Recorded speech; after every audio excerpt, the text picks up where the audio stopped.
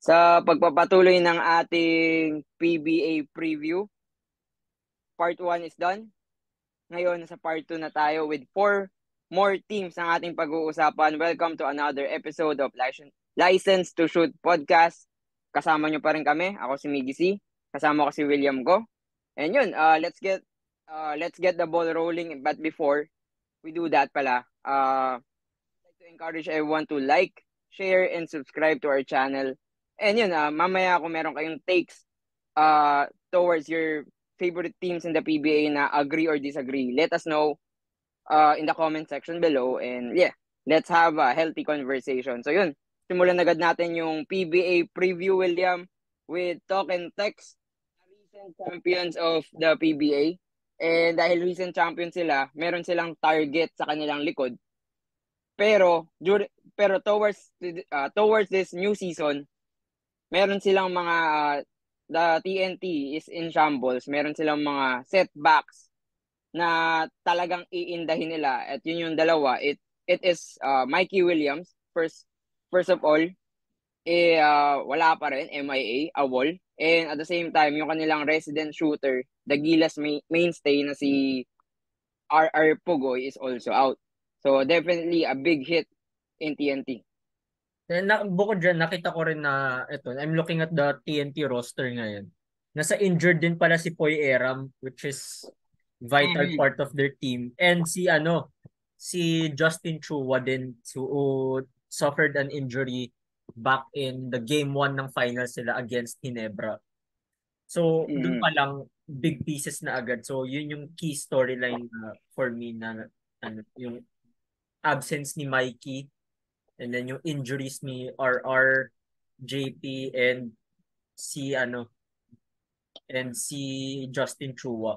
So look at yung sa PBA, yung nirelease nila sa PBA na lineup. Okay, ito yung nasa list. So si Lervin Flores, Calvin Oftana, Paul Varilla, Ryan Reyes, JD Tongkab, Glenn Cobuntin, Brian Heruela, si Kid Montalvo, Jason Castro, Kelly Williams, MGR, Joel Ponferrada, which they acquired via trade, pati si Calinato, and Kim Aurin, who's from their, I believe, sa 3x3 nila. 3x3 ng Ginebra. Ayun, 3x3 ng Ginebra. Nasa TNT na ngayon. And of course, ang import nila, the returning LeBron Day Hollis Jefferson. So yun ang for me, no. Malakas pa rin naman sila, although yun nga parang core players nila yung nasa injured list eh. Especially yung superstar nila, which is si Mikey Williams. So yun ang parang biggest storyline is who's gonna step up. Especially, I mean, of course, Jason Castro still there. Pero, I mean, alam naman natin, kahit sobrang galing pa ni Jason, di ba? Parang approaching na siya sa twilight of his career. So parang andun siya sa stage na yung mga elimination round, ganun. Relax muna. So parang sa playoffs na lang uli siya, parang he'll just switch it on sa playoffs. Yung elite na play performance from Jason Castro. And also, yun nga, hindi naman good thing, pero parang sa bigs, of course, kahit big men yung mga wala sa kanila, um, Joel Ponferrada still solid. I mean, he's had good runs sa rain or shine. And veterano na rin siya, so madadala niya rin yun sa TNT. And si Henry Galinato, who's also had a good run with UP. Now, Pero di ba injured si Galinato? Injured si Galinato yun. Hindi lang siya nakalagay sa injury list kasi merong... Pero alam ko parang hindi siya yung parang mamimiss niya yung buong conference eh. Parang few lang yung mamimiss niya. So, yun din. And ito naman, si JD Tungkab, pwede na mag-step up. Maka-step up at least sa wing position, si JD Tungkab. Tinitignan ko yung roster. Calvin Oftana, who's had a great run sa NLEX. Asian Gold medalist pa yan. And ayun na nga, syempre yun nga, aside from it, di ba? Nung na-trade siya sa TNT, medyo shaky yung start niya. And then right after, Ah, unti-unti niya diba, unti-unti niya nahanap yung sarili niya sa rotation and sa core ng TNT. So, for Calvin Octana, ito na ba talaga yung kung saan fully may establish niya na he can be the top wingman sa top wing ng TNT. mhm.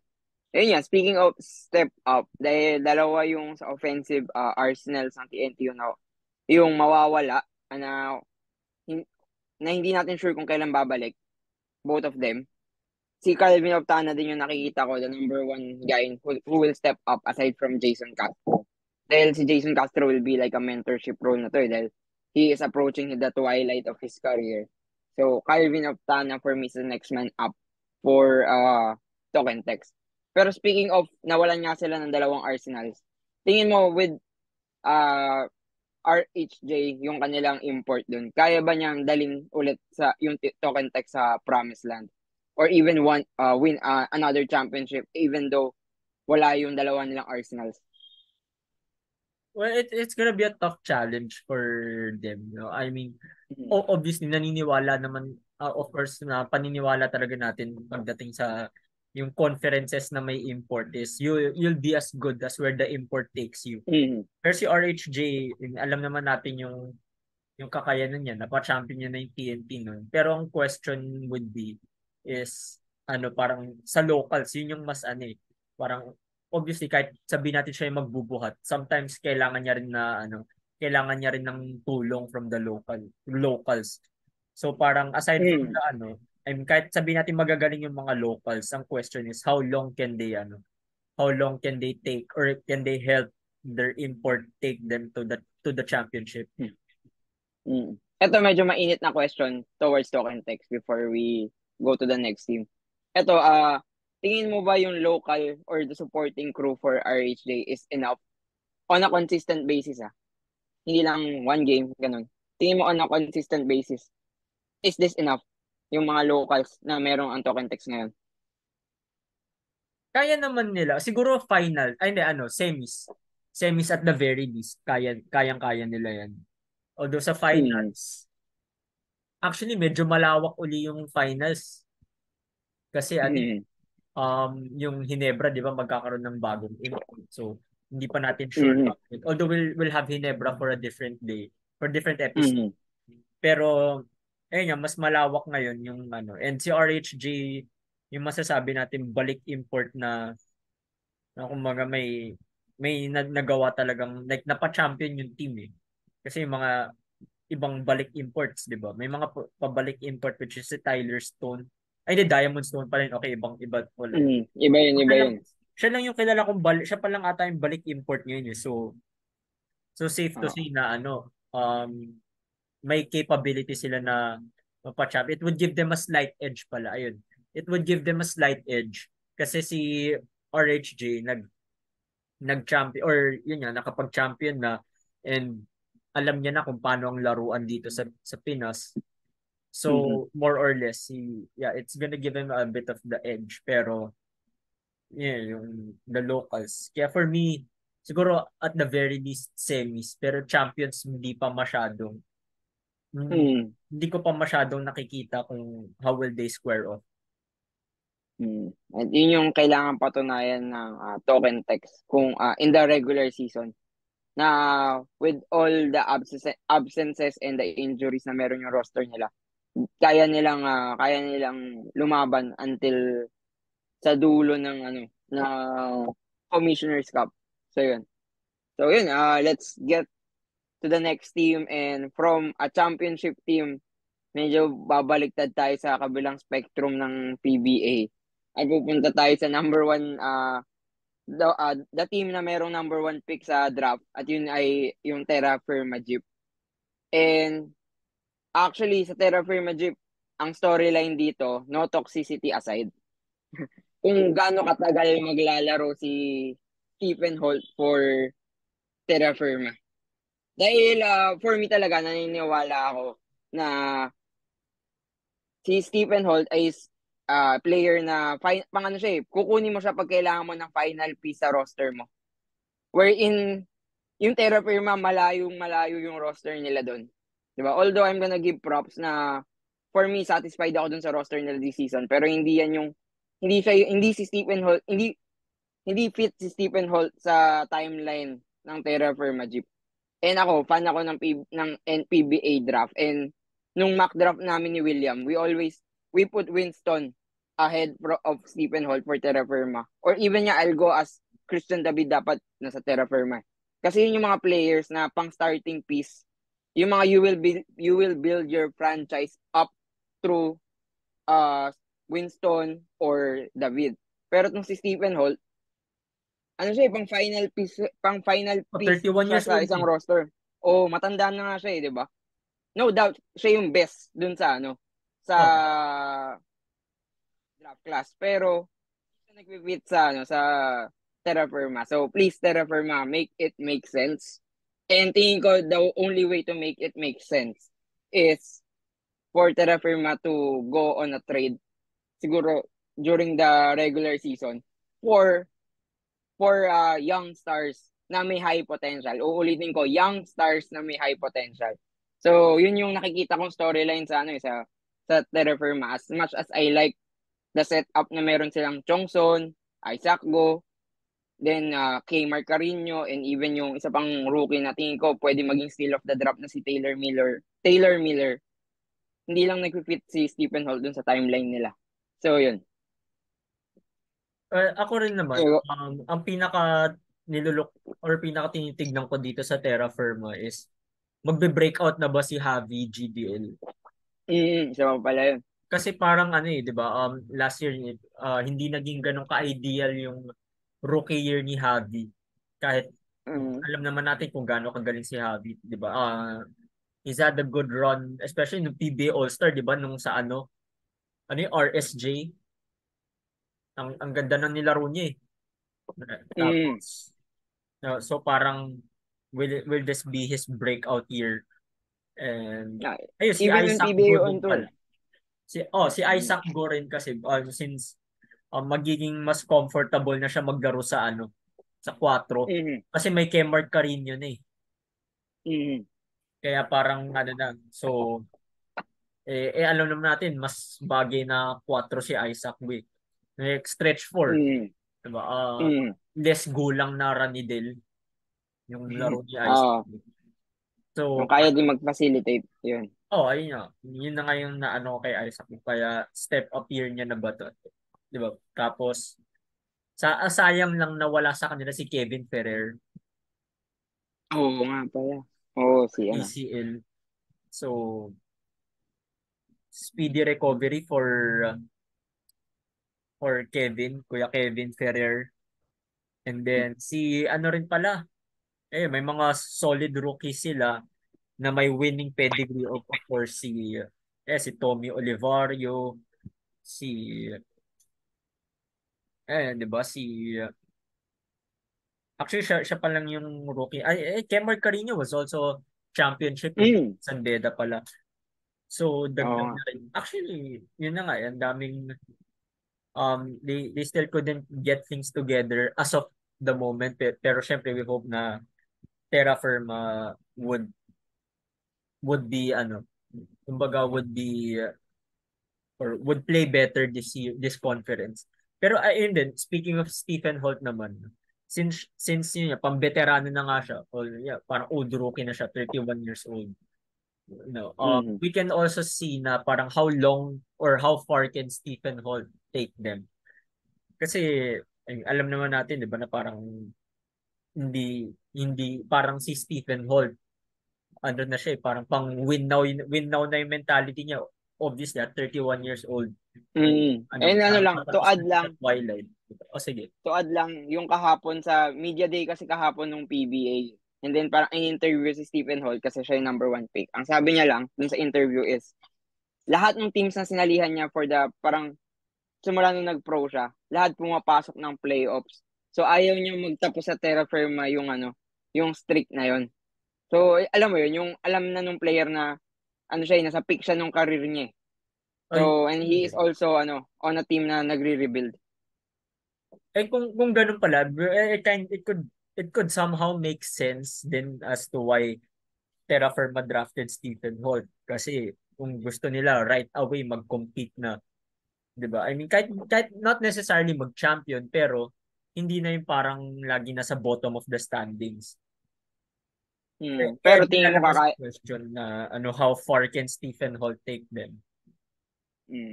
Okay. Actually, tatanungin sana kita kung tingin mo aabot yung Terra Firma sa final sa top 8. Wait now, sige, tanungin pa rin kita. Mamaya na With yun, the on the roster, spot na yun, sa on the spot game natin. sige. Eh di hindi na on the spot kasi alam mo nang may dadating mamaya. Ginawa mo dati. Di ba? Hindi na siya on the spot. So, hindi, pero yun, sige, to add na lang. Eto, tingin mo, agree ka sa akin na yung Stephen Holt pwedeng mapalitan during the mid-season? Tingin mo lang. Not necessarily mid-season. Pero kung maganda yung nilalaro. Not really mid-season. Not mid-season. Okay. Yun lang. Ako kasi feeling ko sooner or later baka maalis na din si Stephen Holt. Pero Especially enjoy if ko si maganda yung Stephen laro Holt. sa Enjoy Terra ko Firma. si Stephen Holt sa Terra Firma. Okay, yun. Don't get me wrong din. Hindi ako hater ng Terra Firma. Alam lang natin yung nangyayari sa kanila. And dati naman, nung Mahindra years nila, sinusubaybayan ko yun, yung mga peak Hiram Bagaching. So yun, sobrang sarap panoodin ng Mahindra nun before, like sila LA Revilla. Pero now, medyo nagkakaroon sila ng shake-up. And let's see kung hanggang saan at hanggang kailan si Stephen Holt sa kanila. Ang parting shots ko na lang, kung mapapalitan si Stephen Holt, sana wag si Stanley Pringle yung kapalit. So, basta alam mo na yun. Hindi. Wala akong hate kay Stanley Pringle, pero 'di ba? Gusto ko for Terra Firma's sake, yung talent yung makukuha nila in return. So, yun lang naman. So, yun. Yun, as we go to the next team. And this team is para sa akin, tinitignan din ng maraming tao. At yun yung Converge Fiber Xer. So, yun. William, ikaw na mauna sa Converge. Okay, wait lang. Sino yung lineup and yung storylines for Converge? Ayun nga kasi. Ito yung ito yung nalagawa ko. Of course, led by Coach Alden Ayo. They have, and actually, ang dami nga nilang rookies and wala na sila yung masasabi nating vet. Ang vet na lang na masasabi natin dito is si Rakal. Kevin Rakal na lang. Siya na yung yung pinaka-veteranong masasabi natin sa team. So, ang roster nila led by Coach Aldin na si Inan Fornillos, Cameron Vigan, Adrian Wong, Pat Magdenberg, Jeric Balanza, Barkley Ebonia, Aljun Melesio, Alex Stockton, Justin Arana, Kevin Rakal, Mike Nieto, Gio Ambohot, Brian Santos, Shawnee Winston, and si Mac Talio, who is, alam naman natin may problem ngayon si Mac with regards to yung sa NLEX, 'di ba, yung dati pa, pero we'll have that topic like some other time. And also injured in reserve nila si BJ Andrade, who's expected to be back by Feb based from what I last nung interview siya nung draft. Ang sabi, sa pagkakaalala ko na February pa daw ang target return ni BJ Andrade. So okay, ito yung concern ko, or hindi naman concern, pero ito yung parang yung question that pops into my head when it comes to Converges. Parang how can this young team match up against yung mga vets, yung mga grown men na experienced na sa PBA, diba? Such as, syempre ito mga bata pa, para kahit sabihin natin na yung si Kevin Rakal, diba? Medyo bata-bata pa naman yun. So parang hindi pa natin masyadong nakikita or parang hindi pa natin, we haven't really seen them not much in the PBA. So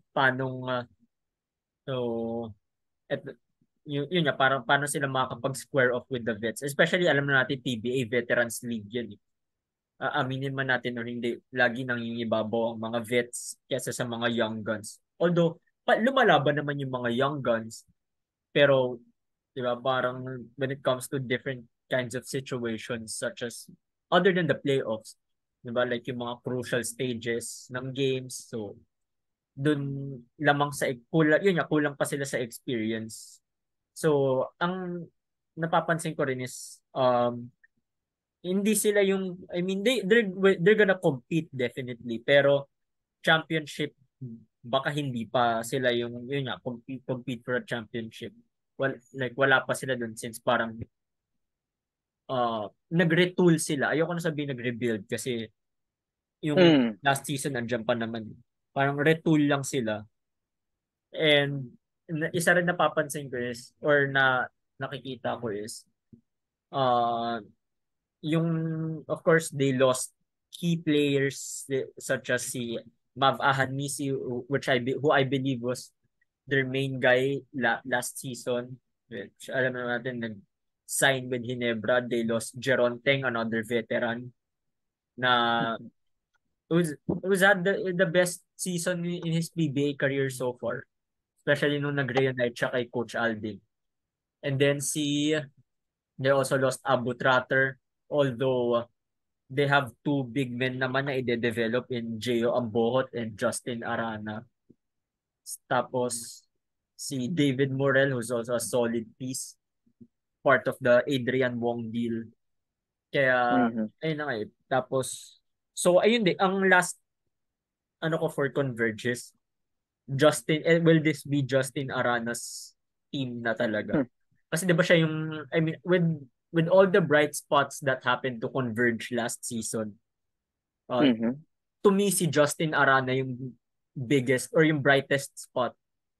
So will it be his time lalo na't may coach Danny Ildefonso siya na for sure naman patuloy-tuloy na parang patuloy-tuloy Mm-hmm. ang binabantayan ni Coach Danny. Mm-hmm. Oh, actually, looking at Converge, although nung off-season, like nung malayo-layong off-season pa, siguro around July, August, and in the draft, sobrang high ako sa Converge. Sobrang high.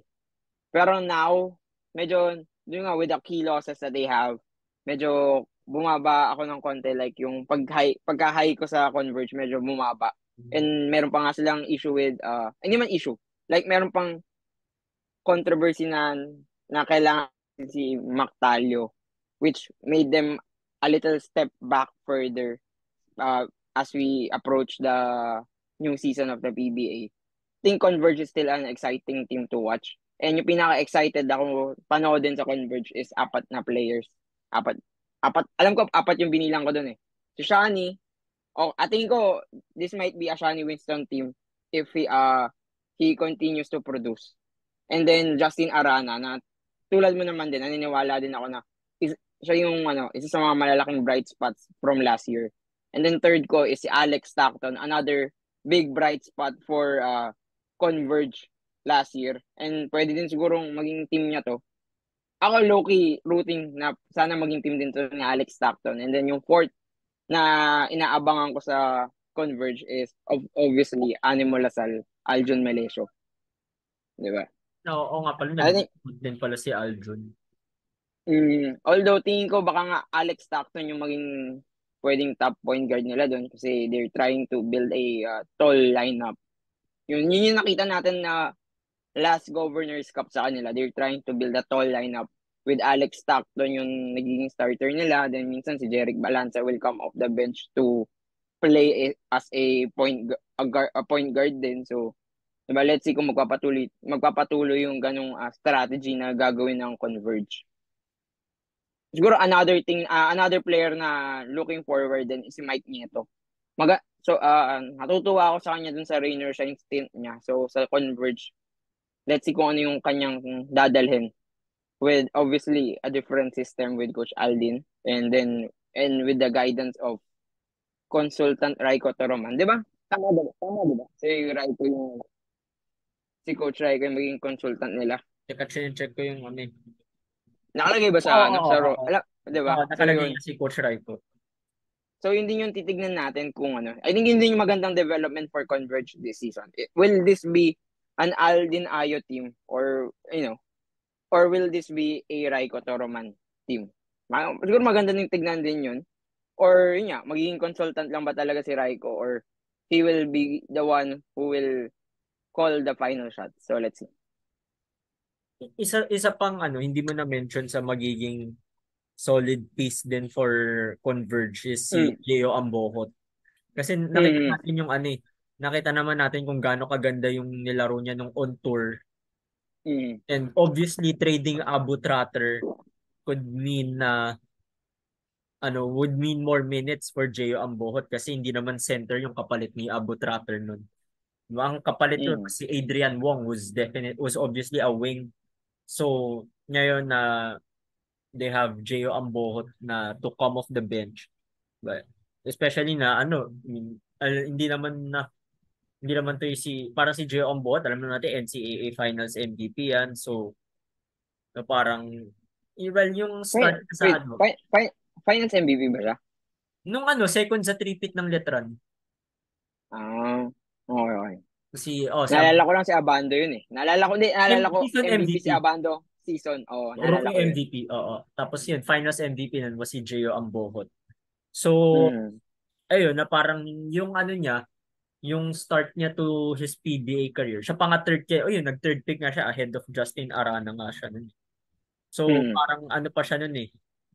Medyo may kaagaw pa sa minutes. And I do believe yun niya, trading Abu Tratter, well, at least my own observation lang, na it could mean more minutes for Ambohot. I think Arana and Ambohot benefited the most nung nagkaroon ng maraming opportunity sa big man spot. Pero yun nga, tulad din last year, si Ambohot din naman yung tinitignan as a project big. Si Arana yung parang plug and play. Then si Ambohot yung magiging project big nila. And this year, it will be a big step up season or step up opportunity for Ambohot para ipakita niya na yun. He is also one of those young rising big man of Converge. So, yun. May tira sa labas. Oo. Actually, maganda nga yung nalaro nga yun sa on tour. Di ba pinaka-paborito ko di ko naalala ko lang may isa siyang best player, tapos lap trip yung interview nila. So, yun na talaga yung highlight nung naalala ko yung Ambohot nung PBA on tour. Yung may interview sila with Sir Sev and Dadin. So, sobrang lap trip nung interview nyo, yung post-game interview. So, yun ang naalala ko kay Ambohot nun. Pero, yun. Yun. Yung mga sinabi namin, Arana, Stockton, Ambohot, yun, tingin ko, Nieto din. And siguro, titignan din natin si Win Ashani. And obviously, tingin ko din si Adrian Wong will also be those players na pwedeng tignan sa Converge into this new season. They will be, balik import. Yung kanilang balik import yung nila. Yun, hindi ko mabanggit. Si Tom, di ba? Tom yung pangalan niya. First. Oo. Pero Tom, siya, di ba? Siya yung pinalitan lang din. One game lang siya nun. Pero mataas. Di ko maalala eh. Solutioners Cup yun. Ayun. Basta one game lang siya naglaro and then maganda din yung pinakita niya. So this year, titignan natin kung fluke lang ba yung pinakita niya nung one game na yun or that's definitely yung ganun talaga laruan niya. And if ganun yung laruan niya, I think he could bring Converge into newer heights even though na they have a relatively young team. So, yun. Yeah. So, okay. So, moving on to our final piece. Final team na pag-uusapan for this episode. So, and of course, the Magnolia Chicken Templados Hotshots. So, Coach Chito Victorero ang head coach nila, definitely. And then, yung nasa lineup nila is Jeric Ahanmisi, Paul Lee, Rafi Rivis, the newly acquired Abu Tratter, Gio Halalon, Ian Sanggalang, another newly acquired in David Morel, Calvin Cueva, Mark Baroca, si Rome De La Rosa, and returning PBA player Joseph Eriobu, James Laput, Aris Junicio, si Jed Mendoza, Russell Escoto, and then nasa injured list nila si Jackson Corpuz and then hindi ko alam kung balik import pero import nila Hindi, bago yan. Si Tyler Bay. So hindi pa namin Mm. masyado kilala si Tyler Bay. So um we'll have to wait and see sa imports. Pero sa locals, ang parang ang nakita ko dito is actually malakas pa rin naman si 'di ba solid last year. Kaya ang ultimate storyline for Magnolia is can they finally win the championship? Like ngayon na Mm. pa talaga to kasi 'di ba the past few conferences andyan na yung championships nila. Like andyan na yung strong start pero nauubos sa huli. And then tapos sino pa nga yung nasa isip ko with Magnolia. Nakailang finals appearances na ang Magnolia under ayun, 'di ba yung Coach. may isa sila nung last nila ata nung bubble. Yung kay Tocantex, tama, di ba? Oh, Yung yung nag-champion si Coach Chot. yun na Mikey Williams sila nun. Okay. So parang yun nga na and now na they had good moves din naman. Although wala silang pinick up from the rookie draft. Wala. They keep intact yung kanilang roster Oo. coming from the PBA on tour kasi 'di ba considered champion sila sa PBA on tour with a 11-0 record.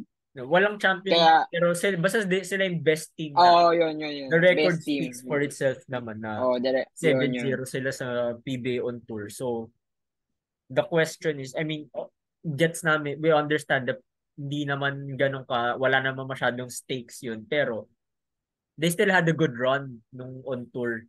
Kaya, Mhm. ito yun na, will that be enough for them to finally hoist that championship trophy this coming Mhm. conference? Kasi parang looking at it, kahit the previous years, seasons, malakas naman talaga yung Magnolia eh. Mhm.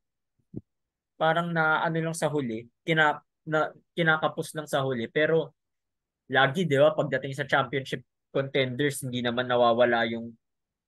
lagi nawawala sa listahan yung Magnolia. Lagi contender for the right reasons. Mhm. So, Siyempre, una sa lahat, SMC yan. So, yung talent tsaka yung lineup, talagang oh, hindi hindi yan biro talaga. Talagang, the they talent's build there. one, the talent will always be there dahil sa SMC sila.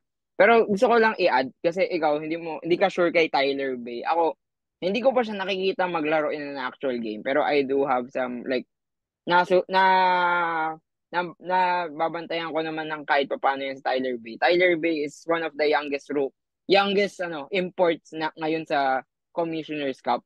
Dun sa mga nasa listahan na, siya yung pinaka-youngest with 25. Uh, na-draft yan sa PBA. Actually, ay sa NBA rather. Actually, ano yun eh. Dapat kakampiyan ni Luka Doncic sa Mavericks nung 2021 siya na-draft. And then na after ilang seasons lang or alam ko hindi pa nga ata nakatapos ng isang buong season yan sa Dallas. Napunta yan sa Houston. And then after Houston, short stint lang. Wala na, napunta na siya dito sa overseas as an import. And ngayon, mapupunta siya sa PBA. Mataas yung dito expectation ko kay Tyler Bay. Kasi nung nilalaro ko yan sa 2K nakalagay diyan hybrid defender na may tira sa tres. So yung mga stretch four, paborito ko yan sa 2K. So tingin ko, ay sana ganun din yung laruan niya sa sa totoong buhay. Like a player na kayang dumipin, hybrid defender nga, and then who could knock down shots. Tingin ko meron siyang tres eh. Ay, meron talaga siyang tres. Kasi yun yung I heard no 2021 draft.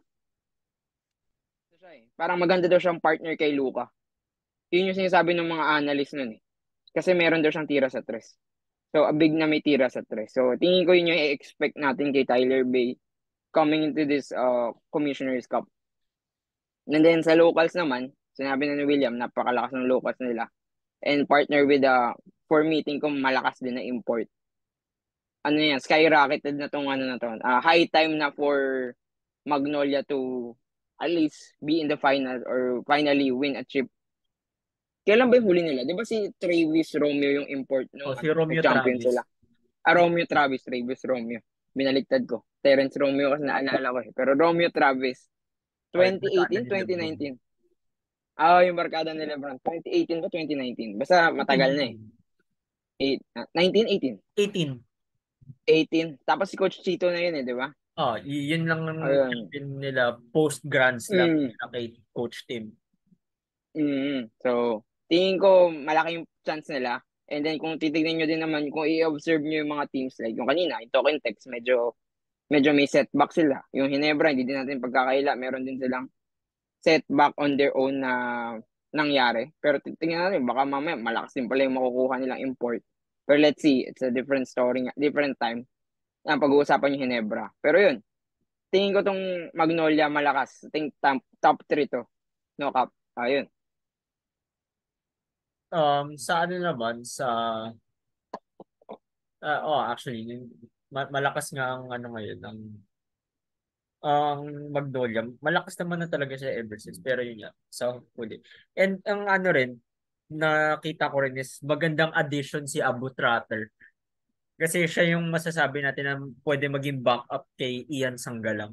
I mean, yeah, And then, as solid naman si Reeves, pero I mean, is 44 years old. So, syempre, mm, gusto niya rin na kahit papaano may pahinga, like, siguro oh, ano na lang pag late or like late in the conference or pag playoffs doon na siya magpapakita. And then si Russell Escoto, di ba? Parang hindi naman siya si ano, masyadong nabibigyan ng mahabang playing time noon. So, tingin ito ko pa ang rin isa ko eh. magiging ano dito, magiging storyline na titignan sa big man ng ano ng Magnolia. Aside from yung sinabi mo nga si Abu Tratter, si James Laput. Ayun Yan, din si former James Lasallian Lapo. din yan. Maganda nilalaro niyan O, sa ano Nung sa on tour, PBA on tour, yung on maganda yung laro tour. niya. I think every analyst na naririnig kung pag pinapanood ko sila ng live, sobrang high praises for James Laput. And now, syempre on tour yun, different sabihin natin level. Ngayon nandito na ulit tayo sa regular season ng PBA.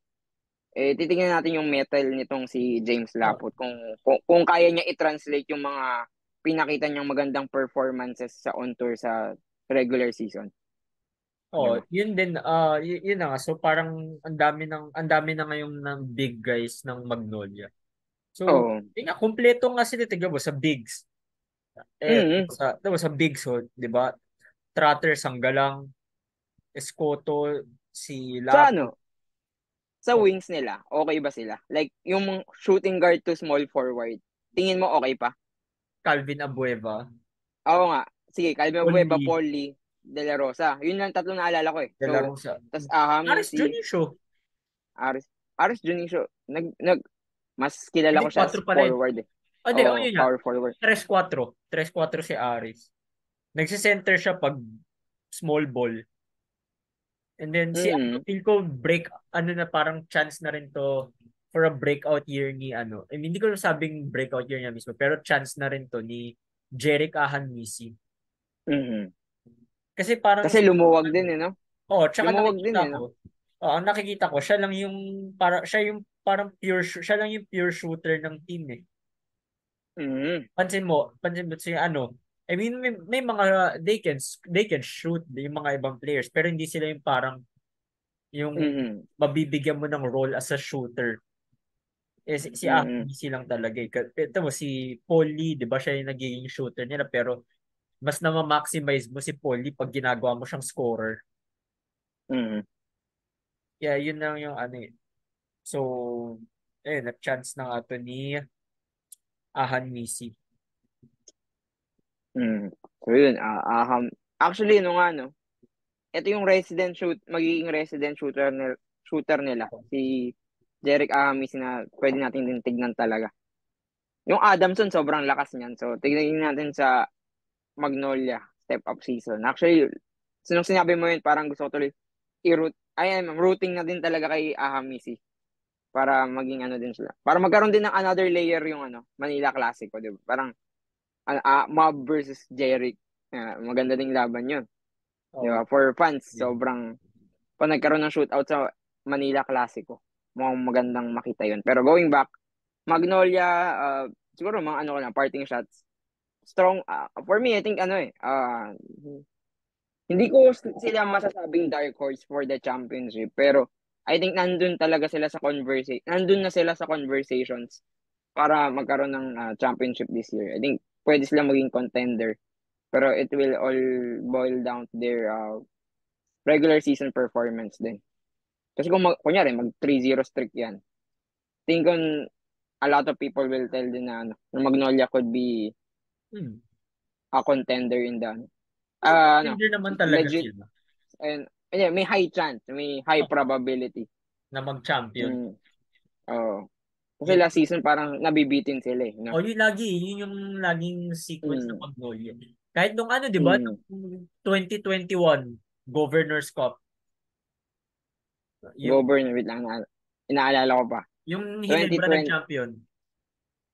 Di ba ang ganda ng simula nila? Number 1 nga sila nun eh. Tapos nung semis, nalaglag lang sila ng Meralco. Yun yung dapat yung inaabangan ng mga tao na Manila Clasico Finals. Pero iba yung plano ng Meralco. Kaya so ayun, yun. yung ilang pabitin. So yeah, yun lang naman talaga yung question sa Mm. Ang, mag, ang maganda din dito sa Magnolia kasi parang ito na yung chance nila kasi may mga ibang teams na merong mga nangyari na beyond their control. So sila, intact sila, ready sila sa opportunity, and this is their opportunity to get that championship and hoping na they could play their cards right. So yun. Parang ayoko naman sabihin now or never. Pero Oo, hindi now naman is na the or best never. chance. Now Mm. is the best chance for Mm. at least with this score. Mm. Kasi kung Magnolia fan kayo, ito lang titignan nyo na lang. Ito na, last na hirit dun sa parang malakas chance ng Magnolia mag-champion. Kayo, yung mga kalaban nyo or the contenders na pumapasok sa isipan ng lahat, medyo wala si Brownlee, may mga problems sa TNT with their players, 'di ba? Kayo, intact yung roster nyo, meron kayong mukhang malakas na import, and at the same time maganda din yung pinakita nyo nung off season. So 'di ba? So sobrang I think kung Oh. yung mga Magnolia fans na nagtatago diyan, lumabas na kayo at suportahan nyo tong season na to Oo, ito kasi na yung exciting for Magnolia. best Mm. chance. Hindi siya now or never, pero just the best chance that Magnolia. Mm. Kaya, I mean, Uh, alam niyo naman, ilang beses naman namin sinabi dito sa podcast na Ginebra fan ako. Pero, sobrang excited ako for Magnolia. Na, mm. parang, sila yung, actually, sa mga analysis natin, parang nare-realize ko na mukhang ang chance na to ng Magnolia, na parang Magnolia has, parang, nagkakaroon sila ng slight edge, pero, in terms of the contending teams, ka-level na nila yung mga top teams. Na which Tingin ko, are, alam na natin, Hinebra, TNT, and SMB. Yun, nasaan mm, na ako na parang after natin i-breakdown yung mga teams so far. Parang doon na ako mm, parang nako-convince or hindi man convince pero parang napapaisip ako Magnolia nga talaga. They're more than just nagets mo dark na, horses. nagets mo na ba't hinuli kong Magnolia? Oo. Oo nga. Yes, Diba? Magnolia. So yun. I think that would be all of our part 2 preview of the PBA. So before we end, gagawin na natin itong tradition sa mga preview. Oo. Top On the spot. predictions. Oo. Hindi na siya on the spot, pero like, Hindi, you're putting me on the spot yung yung mga kahapon. predictions Oo. natin. Hindi, yung mga predictions natin eh. Sige, sige, Parang sige. on On the the spot spot. ang On the spot predictions with no explanation. So, Oo. unahin natin token text. Ikaw muna. Semis. Semis. Ako, para hot take, quarters. Quarters. So, sige, terraforma. Bottom four. Bottom four. So, converge. Converge. Twice to beat disadvantage. Guys, a bit So, disadvantage. Sige, 72. para lang din maiba, babalik na rin ko lang yung token text lang, converge. So, converge yung magsa-semis. Yan. Para mainit lang. Tsaka wala eh. Still naman din sa Converge. May tiwala pa rin ako din sa Converge kahit na, ayun. So yun. Sige. Wala nga palang explanation. Sorry. Magnolia. Finals. Finals. So yun, that would be it. Part 2 preview ng ating PBA. Next is the last part. So tunghayan nyo yun, the remaining 4 teams. So yun, like, share, and subscribe to our channel. This is the end of our episode. So yun, William, take it away. Alright, so feel free to let us know then if you agree or disagree with with our takes, or if we missed out on some details or some players na alam natin na parang to you na mukhang year niya na rin to na magpakita pero na miss out namin. Feel free to let us know. And this has been William Go.